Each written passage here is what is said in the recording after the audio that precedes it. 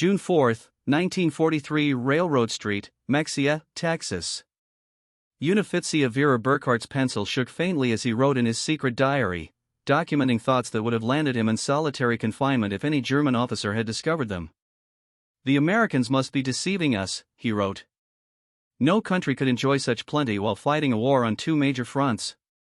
Moments earlier, through the train window, he had seen something that overturned 3 years of Nazi propaganda. Electric lights burned in every farmhouse, illuminated every street corner, and shone from every store window, an unbroken sea of glittering bulbs stretching across the Texas plains at 10 p.m. In Germany, blackout orders had cast the entire Reich into darkness since 1940. Even before the war, fewer than 1 in 5 rural German homes had electricity. Yet here, in the nation Nazi media claimed had collapsed under decadence and chaos, electricity seemed as common as running water. 1,850 veterans of Rommel's Afrika Korps stepped down from the train, not from cattle cars or freight wagons, but from cushioned Pullman passenger coaches equipped with dining areas and sleeping berths.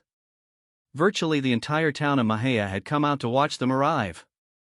None of the spectators knew that this moment would mark the beginning of one of the most significant psychological shifts in modern military history, the systematic unraveling of Nazi ideology through the overwhelming display of American industrial might.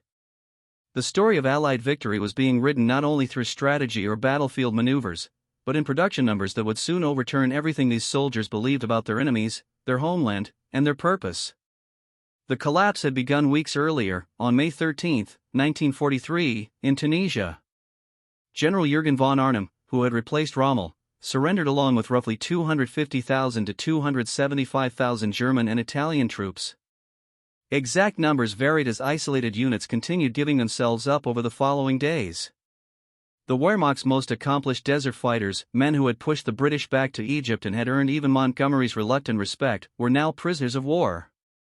Among them was Feldwebel Friedrich Radke, holder of the Iron Cross First Class, a veteran of the French invasion, and twice wounded in North Africa.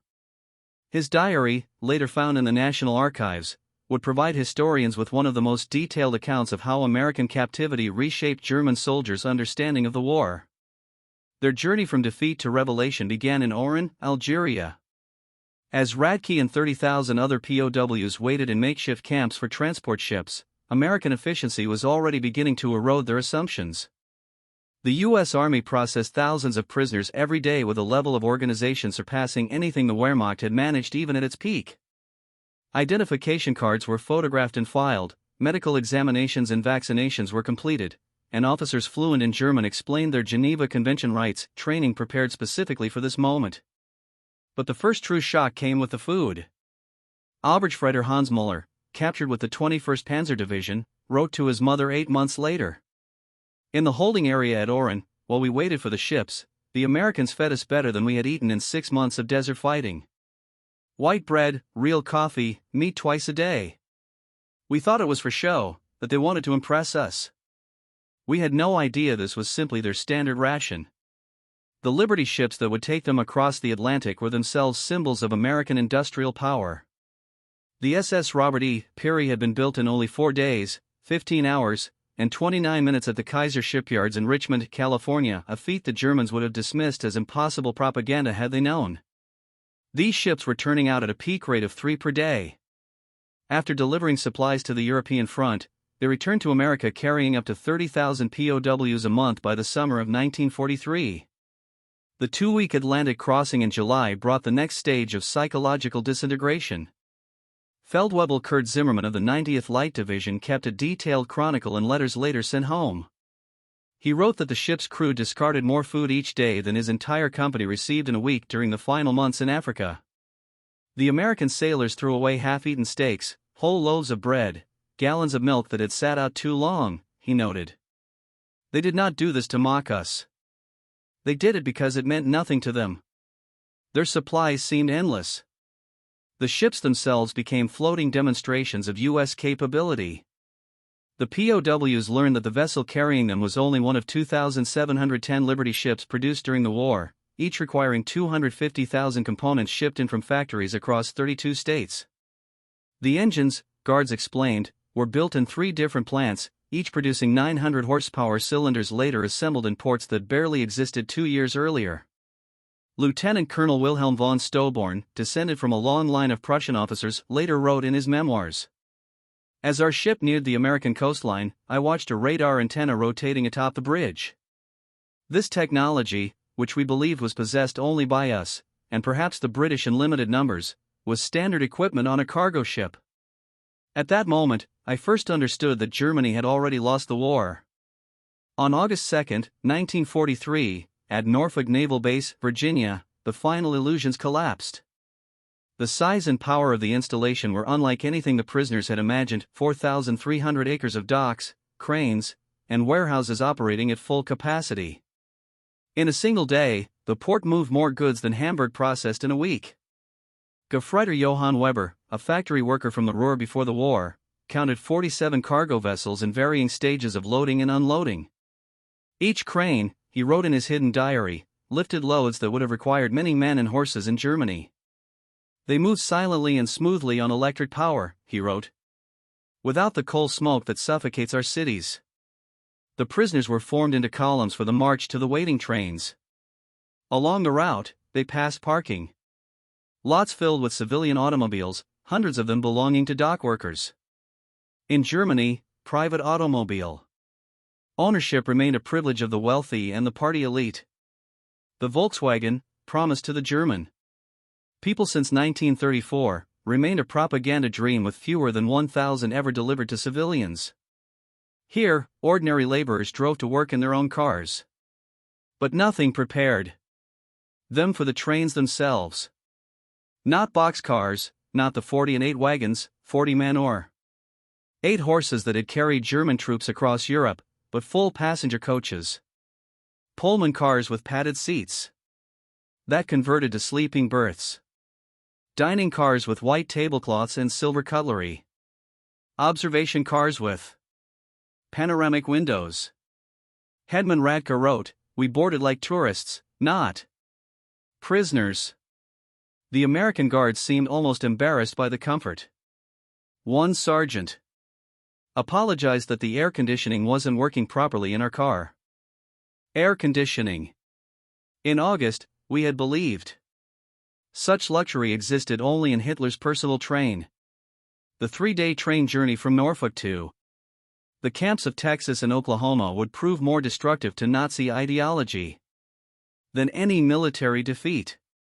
As the trains rolled through Virginia, the prisoners pressed their faces against windows, witnessing an America that couldn't exist according to everything they had been told.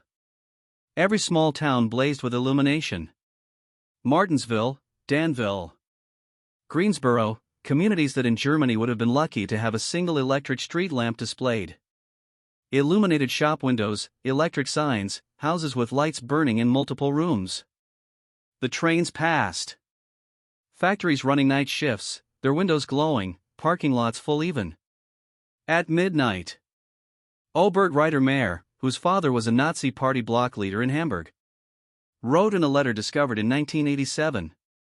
"We passed through dozens of cities that first night. Everyone had more electricity than all of Hamburg. The guards told us this was normal, that every American town had electricity since the 1920s. I called him a liar. He just shrugged and said we would see." In Roanoke, Virginia, the train stopped for water and coal. The prisoners watched as American railway workers performed in 30 minutes what would have taken 2 hours in Germany. Automated coal loaders, electric water pumps, mechanized lubrication systems. Every aspect of the operation demonstrated technological superiority. More disturbing still was the casual wealth of the workers themselves. They wore leather boots that would have cost a German laborer 2 months' wages. They drank Coca-Cola from glass bottles and threw the empties into bins without thought. They smoked cigarettes continuously, stubbing them out half finished. Failed Wabel Hinrichmuller, an electrical engineer from Siemens before the war, calculated that the single railway yard they stopped in used more electricity in 1 hour than his entire district in Berlin used in a day. "The waste was magnificent," he wrote. "They left lights burning in empty buildings.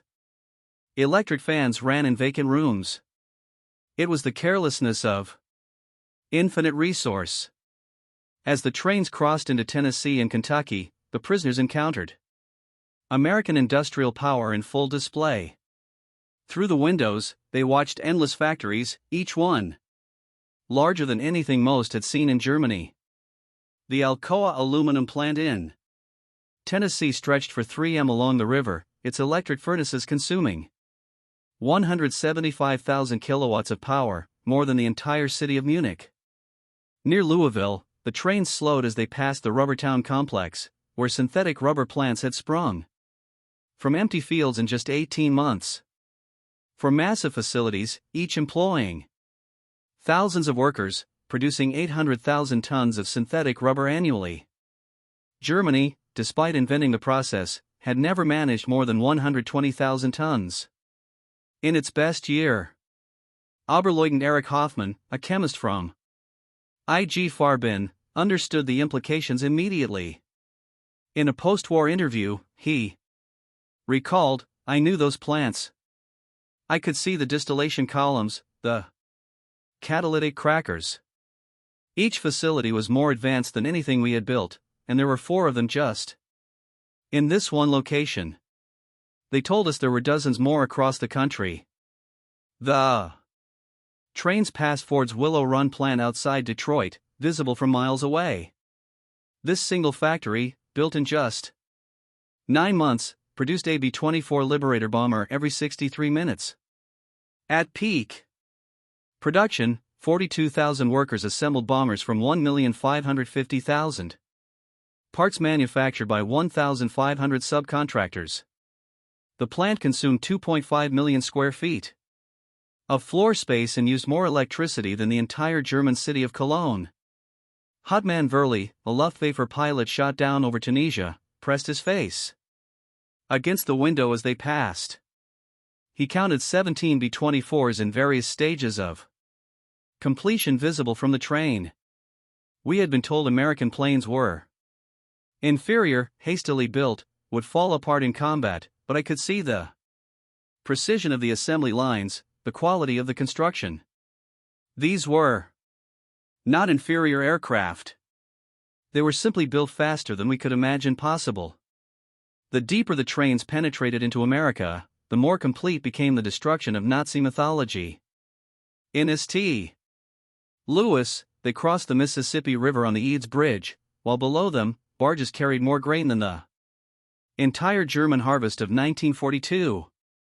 The prisoners could see grain elevators stretching along both banks, each one holding enough wheat to feed a German city for months. Unreicher Karl Schmidt, a farmer's son from Bavaria, wrote in his diary, "The Americans transport food as we transport ammunition in endless quantities without concern for loss. I watched them loading a single barge with enough wheat to feed my entire village for 5 years. The crane operator was eating a sandwich with meat thicker than our weekly ration." In Kansas City, the train stopped at a massive stockyard where tens of thousands of cattle waited for slaughter. The smell of May attacking plants filled the air for miles. German POWs who had subsisted on 200 g of meat per week in Africa when Lucky watched American workers eating beef sandwiches during their lunch break. "They ate meat like we ate bread," wrote griefer Paul Fischer. "No, that's wrong. They ate meat like we wished we could eat bread." The guard bought us hamburgers from a stand near the station. Meat, cheese, vegetables on white bread for 15. He bought 20 of them without thinking, paid with a single dollar bill. This was not special. This was their normal food. The arrival at the camps themselves provided the next level of cognitive demolition. Camp Hearn, Texas, built in just 4 months, housed between 3,000 and 4,800 prisoners in conditions that exceeded what most had known as civilians. Wooden barracks with electric lights, flush toilets, hot showers, and steam heat. Each building constructed with more lumber than entire German villages possessed. The camp hospital astounded the medical personnel among the prisoners. Oberst, Lieutenant Colonel. Dr. Friedrich Bauer, Chief Surgeon of the 164th Light Division, found himself in a facility better equipped than most German civilian hospitals. X-ray machines, surgical equipment, pharmaceutical supplies that had been unavailable in Germany since 1941. All standard provision for enemy prisoners. They had penicillin, Dr. Bauer would later testify, this miracle drug that we had only heard rumors about. They used it freely, even on prisoners with minor infections. German soldiers were dying for want of basic sulfur drugs, and the Americans were giving us their most advanced medicine without hesitation. The camp kitchen became another classroom in American prosperity. Prisoners assigned to cooking duties discovered walk-in refrigerators, electric mixers, automated dishwashers, and gas ranges that could prepare meals for 5,000 men. The daily ration included fresh milk, eggs, meat, vegetables, and white bread. Quantities that German civilians hadn't seen since 1939. Feldwebel Otto Krebs, a former hotel chef from Munich, wrote, "Today, we threw away more food than my family has seen in 3 years. Not spoiled food, simply excess. The American regulations require we prepare 10% more than needed to ensure every prisoner receives full rations. The surplus is discarded. What does I threw perfectly good bread into the garbage?" By September 1943, the labor shortage in American agriculture led to the employment of PWs in fields and factories across the country. This decision, driven by necessity, would prove more destructive to Nazi ideology than any propaganda program could have achieved. Groups of prisoners were trucked daily to work sites, traveling through the American heartland without blindfolds or restricted routes. They saw everything. The endless fields of corn and wheat, the factories running 3 shifts, the shops full of goods, the parking lots full of cars, the houses with refrigerators and radios. At a cotton gin outside Houston, Unratia Herbert Lang watched a single machine process more cotton in 1 hour than his entire village could have handled in a month using traditional methods. The gin was powered by electricity from the Colorado River Authority, part of a rural electrification program that had brought power to 90% of Texas farms by 1943. The farmer who owned the gin was nobody special, Lang recorded. Not aristocracy. Not a party member, just a farmer. Yet he had electricity, running water, a truck, a car, and a tractor. His workers, including the Negroes, ate lunch from boxes containing more food than German workers received in a week. And this was normal. Every farm we passed was the same. In Nebraska, prisoners worked in sugar beet fields, witnessing agricultural mechanization that defied comprehension. A single combine harvester, they learned, could do the work of 100 men. The fields stretched to the horizon, each one larger than entire German counties. The farmers spoke casually of yields that would have been fantasy in Germany, 60 bushels of wheat per acre compared to Germany's 30 on the best land. Gefreiter Wilhelm Hoffmann, working on a farm outside Scottslough, wrote, "The farmer's son, a boy of 16, drove a tractor worth more than everything my father had earned in his lifetime. When I mentioned this, the boy laughed and said it wasn't even a particularly good tractor. His father was waiting for a new model from John Deere that would be even better." The most devastating revelations came to those prisoners who worked near or in American factories.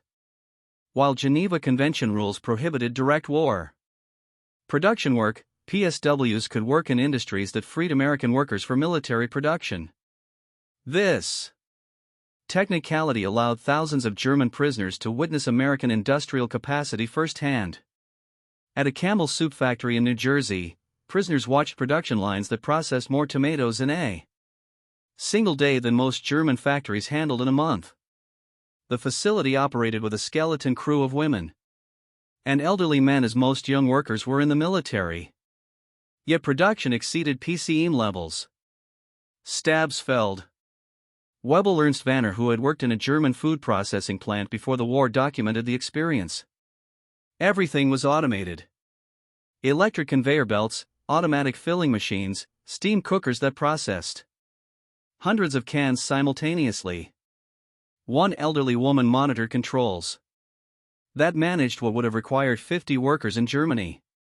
She did this while listening to a radio and drinking coffee. Near Detroit, prisoners unloading coal at a power plant gained glimpses of the automotive industry's conversion to war production. The River Rouge complex, visible across the water, employed 100,000 workers producing jeeps, aircraft engines, and tanks. The plant consumed 1.5 million cows of electricity daily, more than the entire city of Hamburg. We could see the parking lots, wrote Oberreiter Franz Kellner. Thousands of cars belonging to workers. Workers in Germany. Even our officers rarely owned cars. Here, factory workers drove to work. The guard told us many workers owned 2 cars, one for work, one for family use. We thought he was mocking us. By winter 1943, the cumulative impact of these observations was producing what American intelligence officers called ideological collapse syndrome among the prisoners.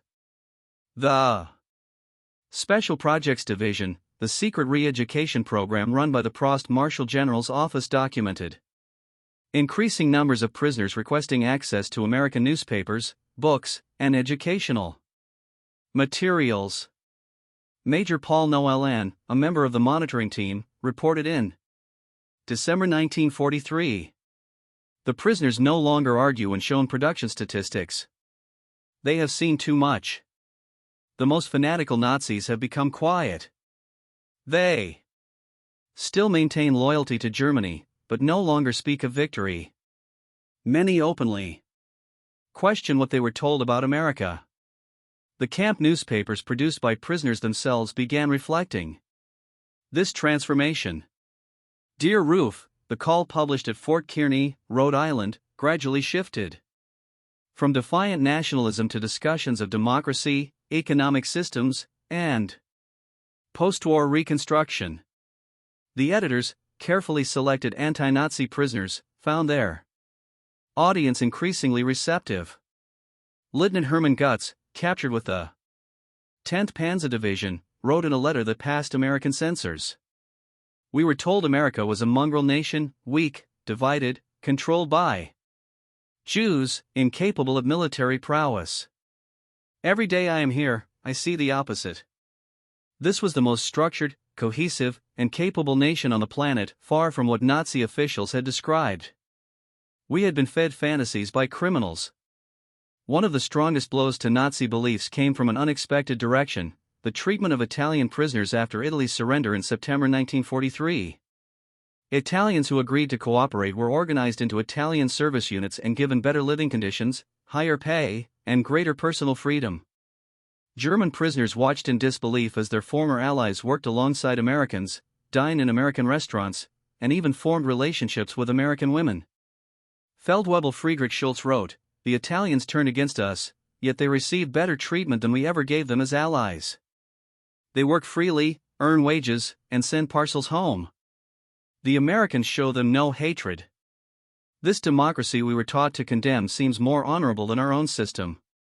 Christmas of 1943 produced the deepest emotional shock. American churches and civic organizations donated 500,000 Christmas packages to German prisoners, men who had been fighting U.S. soldiers only months earlier. The parcels held cigarettes, sweets, toiletries, and small games. Local towns invited prisoners for Christmas dinners, although strict regulations prevented most from attending. At Camp Hearn, Texas, the Methodist Church choir performed German Christmas carols for the POWs. Women from the community sent homemade cakes and cookies. Boy Scouts delivered handcrafted Christmas cards. Such kindness toward active enemies destroyed what remained of Nazi racial doctrine. Oberleutnant Walter Müller, whose brother had been killed in the bombing of Hamburg, wrote, "They know we are their foes. Many have family members on the front lines against us. And yet they showed genuine charity, real kindness, not propaganda. What kind of nation treats its enemies this way? Only a people completely confident in victory and secure in their strength.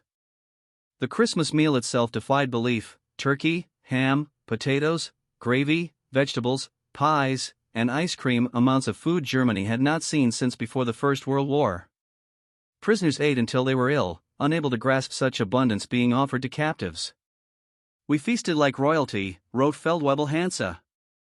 "Better than German generals, better than party officials." And the guards insisted this was a typical American Christmas dinner, what every family ate. If they could feed us like this, what must their own soldiers receive? By early 1944, more than 40,000 German prisoners were attending educational programs. They studied English, American history, mathematics, and science. The University of Chicago provided correspondence lessons, and Stanford sent professors to lecture on democracy and economics. Their appetite for learning was enormous. Men who had been told that Americans were uncultured barbarians discovered libraries containing millions of books, universities open to all classes, and scientific institutions leading the world. They read American newspapers unfiltered, comparing multiple viewpoints of freedom unimaginable in Nazi Germany. Dr. Wilhelm von Braun, a physicist drafted from the Kaiser Wilhelm Institute, attended atomic physics lectures at Camp Shelby. He later wrote, "American professors, including Jewish refugees from Germany, taught us without resentment. They spoke of science as universal, belonging to all humanity. They were years ahead of Germany and still shared knowledge with their enemies." Such generosity was incomprehensible to minds shaped by Nazi doctrine. Camp theaters showed American movies, not propaganda films, but everyday Hollywood productions. Prisoners watched Gone with the Wind, seeing a story of American hardship and recovery that echoed their own situation. They viewed The Grapes of Wrath and were astonished that Americans would reveal such social criticism to enemy soldiers. "They hide nothing," wrote Lieutenant Joseph Kramer. "They show problems, failures, and conflict. Yet this honesty strengthens them." In Germany, such criticism means death. Here it is considered patriotic. In spring 1944, labor programs expanded as American industry reached its peak. German POWs worked in canneries, mills, and factories, witnessing industrial power on a scale beyond anything the right could imagine. The figures alone refuted all propaganda. At the Higgins boat plant in New Orleans, prisoners unloaded steel destined for D-Day landing craft. They watched workers assemble 700 boats per month, each requiring 20,000 components. The facility employed 20,000 people, including thousands of women operating cranes, welding hulls, and managing production lines. Stabsfeldwebel Kurt Zimmermann wrote, "Women doing men's work, black workers running precision machinery, teenagers handling drills, everything we were told democracy could not sustain." Yet production never stopped. 3 shifts a day, constantly. They built more boats in a month than our Navy built in a year. At Republic Steel in Ohio, prisoners saw 10,000 tons of steel produced daily. Blast furnaces ran without pause, supplied by endless trains carrying ore from Minnesota and coal from Pennsylvania. The magnitude stunned them. "This one plant produces more steel than the Ruhr at its height," wrote Oberstfreiter Paul Hartmann. "I worked in a factory before the war and thought I understood industry. But this was unimaginable. They spilled more steel than we could manufacture." Workers complained about overtime while producing quantities we couldn't match with forced labor and double shifts. The 1944 summer harvest delivered the final destruction of Nazi myths about American weakness. German prisoners working in the Midwest saw agricultural output capable of feeding entire continents. In Kansas, they watched wheat farms that produced more grain than entire German provinces. Combines swept across fields like ships on a golden ocean, harvesting 100 acres a day. Grain elevators held more wheat than Germany imported in a year. Unteroffizier Franz Weber, a farmer from East Prussia, wrote, "One American farmer with machines accomplishes the work of 100 German farmers. They showed me aerial photographs, thousands of square miles of grain. They could lose half their crop and still possess more than all of Europe combined." In California's Central Valley, prisoners picked fruit in orchards that stretched seemingly without end. They watched perfect produce discarded for minor imperfections, fruit that would have been priceless in Germany. Entire harvests were sometimes destroyed to stabilize prices, a concept that drove many prisoners to emotional collapse after years of hunger. They destroy food to keep prices steady, wrote Gefreiter Otto Schultz. Mountains of oranges bulldozed into pits because there were too many. We begged them to send the fruit to our families in Germany. The guards wished they could, but said it was impossible. The waste itself proved their limitless resources. On June 6, 1944, when news of the Normandy invasion reached the camps, German prisoners faced their final ideological breaking point. The sheer scale, 6,000 ships, 11,000 aircraft, and 150,000 troops in the first wave, revealed an American organizational capacity far beyond anything Nazi Germany could ever dream of matching. Prisoners at Camp Shelby watched newsreels of the invasion within days. They saw the endless streams of ships, the artificial harbors, the supply system that delivered 15,000 tons daily across open beaches. They watched their homeland being crushed by the very nation they had been told was too weak to fight. Our Friedrich Vonderban wrote, "We knew then that everything was lost. Not just the war, but the entire Nazi project. We had challenged the world's greatest industrial power with fairy tales and racial mythology. We sent horses against their trucks, rifles against their automatic weapons, courage against their unlimited resources." Throughout their captivity, German prisoners experienced something that challenged Nazi ideology more than any: material wealth, American humanity. Despite propaganda depicting Americans as weak and sentimental, PWs discovered a people secure enough in their strength to show mercy. When Gerrit Hans Miller's son died in the Hamburg bombing, the American camp commander personally delivered the Red Cross message and offered condolences. When Lieutenant Paul Fischer's wife wrote that she was struggling to feed their children, American church groups sent food packages to her in Germany. Enemy civilians in a nation America was actively bombing. They separated the German people from the Nazi regime, wrote Hetman Otto. They said they were fighting Hitler, not Germans. This distinction, which seemed like propaganda, proved genuine. They prepared us to rebuild Germany after the war, not to destroy it. The medical treatment particularly affected prisoners. German doctors worked alongside American medical staff, learning new techniques, using advanced equipment. Prisoners received operations that would have been available only to the elite in Germany. Mental health treatment virtually unknown in the Wehrmacht was provided to traumatized soldiers. Dr. Friedrich Bauer wrote, "They treated attempted suicides with counseling, not punishment. Prisoners with mental breakdowns received therapy, not beatings." This humanity toward enemies revealed a strength we never understood, the confidence of true power. By March 1945, the secret re-education program had produced remarkable results. Over 25,000 prisoners had volunteered for democracy courses. The camp newspapers published articles about constitutional government, free markets, and civil rights. Discussion groups debated Germany's future after the war. The program's success exceeded all expectations. Prisoners who had arrived as fanatical Nazis were writing essays about democratic reconstruction. Officers who had sworn oaths to Hitler were planning how to implement American agricultural methods in post-war Germany. We became missionaries for democracy, admitted Oust Hermann Göring, no relation to the Reich Marshal, in a 1975 interview. Not through coercion or propaganda, but through observation. We saw it work. We saw ordinary people living better than German aristocracy. We wanted that for Germany. The transformation was so complete that American authorities worried about prisoners being too enthusiastic about American ways. Some requested to stay in America after the war.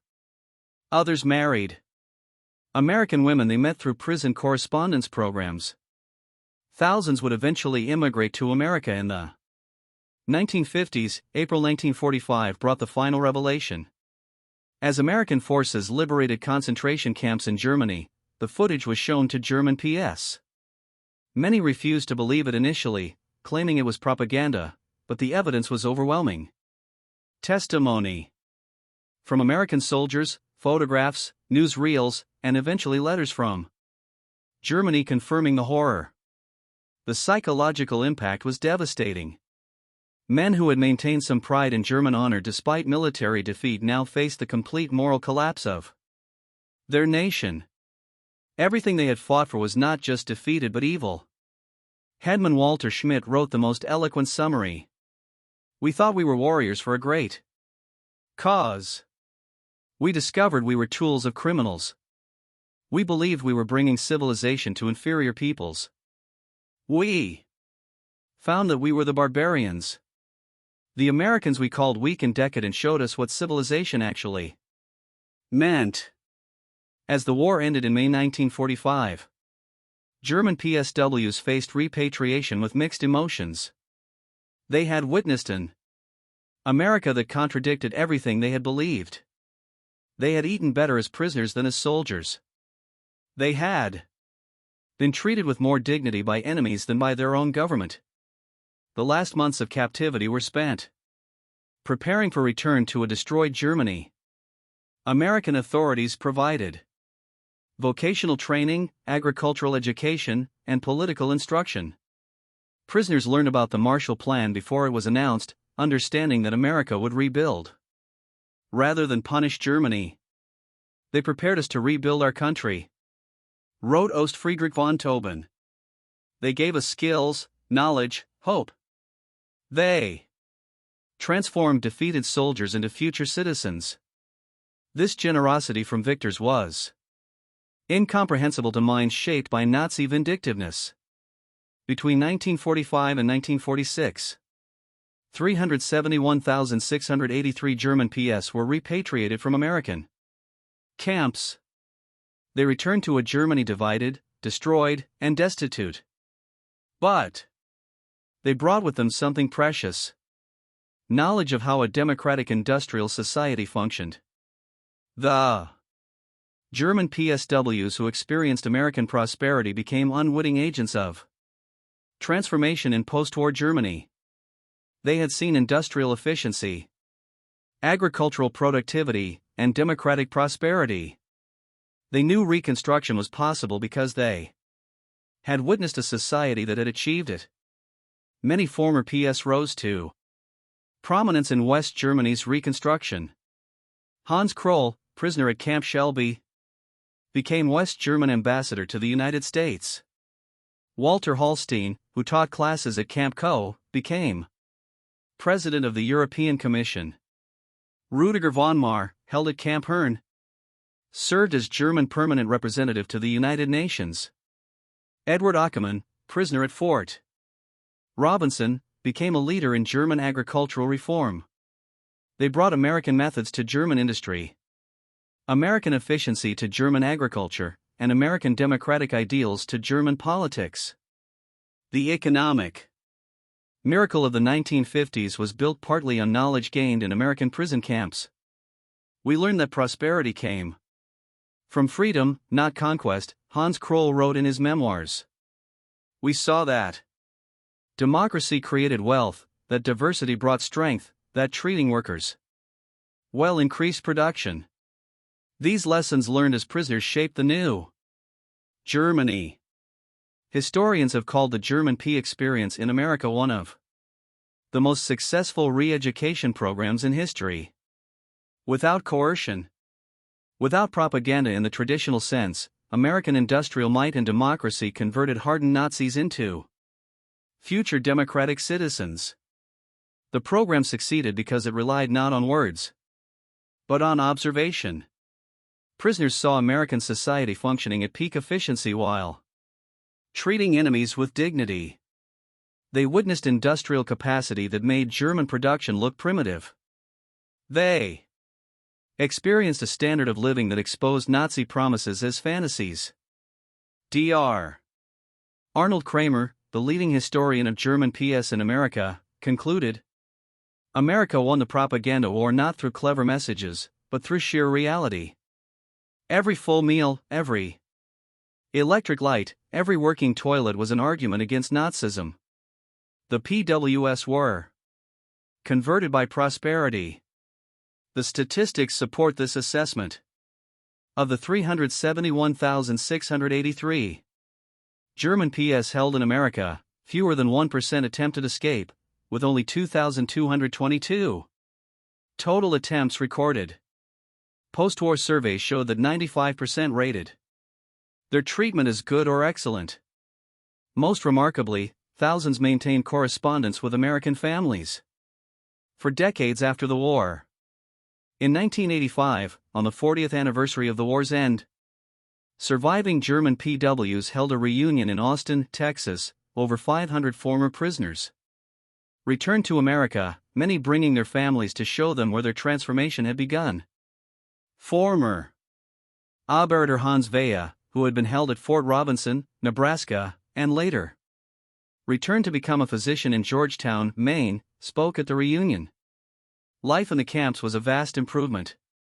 For many of us who had grown up in cold water flats in Germany, we discovered running water, central heating, and abundant food. But more than that, we discovered dignity. Former Stabsfeld Wiebel Kurt Meyer, who had worked on farms in Iowa, added, "The farmers treated us not as enemies, but as young men far from home. They shared their meals, their knowledge, sometimes their homes. This humanity from people whose sons were fighting against us. This changed us forever." At the 1985 reunion dinner, former Obus Hermann Gutz, then 78 years old, delivered the keynote address that captured the essence of the transformation. "We came to America as enemies, as Nazis, as believers in a lie. We left as friends, as Democrats, as men who had seen the truth. America showed us that strength comes not from conquest, but from production, not from hatred, but from diversity, not from tyranny, but from freedom. We witnessed the arsenal of democracy at full production. We saw farmers who produced food for the world, workers who built the tools of victory, and citizens who treated enemies with dignity.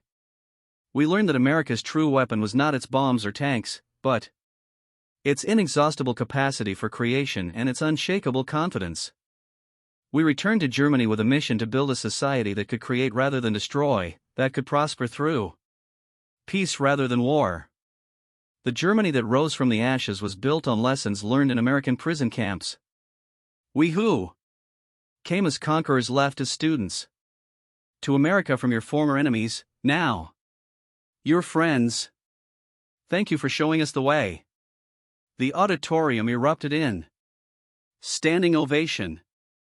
Americans and Germans together, former enemies united in recognition of a transformation that had seemed impossible when those first trains rolled into Texas in June 1943.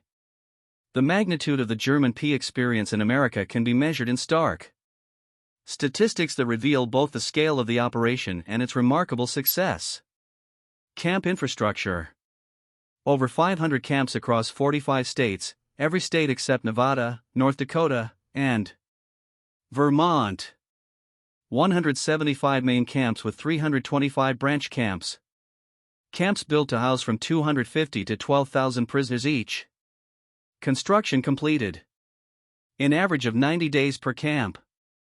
Prisoner population 371,683. German PS part of 425,871. Total Axis PS, peak population in May 1945. Average of 20,000 new arrivals monthly in 1943, 30,000 monthly after D-Day, 60,000 monthly in final months of war. Labor contribution, 14 million mandis. Of agricultural labor, 100 million board feet of lumber processed, $230 million. In labor value, 1940s, 80 cents daily wage per prisoner. Prisoners filled critical labor shortages in 46 states. Escape statistics, only 2,222. Escape attempts from over 371,000 prisoners, 0.6%. 0 successful permanent escapes. Most escapees recaptured within 24 hours. No American civilians harmed by escaped PS educational programs. 40,000 plus. Enrolled in educational courses, 135 camp newspapers published, 30,000. Taking English classes, 15,000 in vocational training, university. Correspondence courses for 8,000. Post-war immigration, approximately 5,000. Former PWs immigrated to U.S. after war. 12,000 plus maintained correspondence with American families. Average correspondence duration 31 years. Many returned as tourists or business partners. Treatment assessment 95% rated. Treatment is good or excellent. 74% believe captivity positively changed their worldview. 61% expressed interest in learning about democracy. Less than 10% maintained strong Nazi beliefs by 1945. The German prisoners who encountered America's industrial strength did not merely observe a powerful nation, they were reshaped by what they saw. Their captivity became a form of schooling, their military defeat became a moment of understanding, and their imprisonment became a release from the ideological grip of Nazism. In the end, America's greatest triumph was not won on the battlefield but inside the prison compounds, where the undeniable reality of democratic prosperity achieved what weapons never could, the complete reshaping of enemy beliefs. These POWs had entered the camps convinced of German superiority and American fragility. They left with a far different understanding. The scale of American industry was not only immense, it was unimaginable to men raised under an economy defined by scarcity, rationing, and authoritarian rule. The trains that had carried them into captivity in 1943 delivered soldiers of the Third Reich. The ships that took them back to Germany in 1946 returned home men ready to help build a new society. They had glimpsed a functioning future and they recognized its value. Their experiences proved a powerful truth: America's strongest weapon was not its military might, but the sheer, irrefutable evidence of what a free nation could create. The German POWs were astonished by American production, but in the end, they were persuaded and changed by it. Their transformation contained the early roots of Europe's post-war recovery and the ultimate destruction of the Nazi worldview. They went back to Germany not as bitter captives, but as witnesses to what liberty, equality, and open cooperation could accomplish. The economic miracle that revived West Germany in the 1950s grew from foundations laid in American prison camps, where enemy soldiers discovered that real prosperity came not from conquering others, but from freedom, not from racial ideology, but from human dignity, not from dictatorship, but from democratic partnership. These prisoners had expected to find a weak and divided nation on the brink of collapse. Instead, they encountered a vast industrial powerhouse combined with an unexpected spirit of generosity. They arrived as prisoners of war and departed as observers of the arsenal of democracy at its fullest strength. Out of their astonishment at America's productive capacity came the psychological beginnings of the Atlantic Alliance, the Marshall Plan, and the democratic rebuilding of Germany. They had seen the United States up close, and they were forever changed. Their children would grow up in a democratic nation aligned with the U.S., a partnership that began the moment 1,850 Africa Corps veterans stepped off a train in Mexia, Texas, and realized that everything they had been taught was false. The story of German POWs in America is, ultimately, a story of renewal through discovery. It demonstrates that great victories are sometimes achieved not through destruction, but through example, not through propaganda, but through prosperity, not through hostility, but through humanity. These German soldiers, who once served a dictatorship, became unwilling ambassadors of democracy, carrying home the seeds of a transformation that would blossom into one of history's most successful national recoveries. Their journey from Nazi soldiers to democratic citizens stands as one of the most extraordinary changes of the modern era, achieved not through coercion, but through the undeniable proof of what free people can accomplish when working together. In the end, that was America's true advantage. Not only the ability to manufacture more tanks and planes than any other nation, but the power to turn former enemies into future allies simply by showing what a free society could build. The German POWs were shocked by American industrial might, but more importantly, they were shaped by it, and in that change, the groundwork for a better world was laid.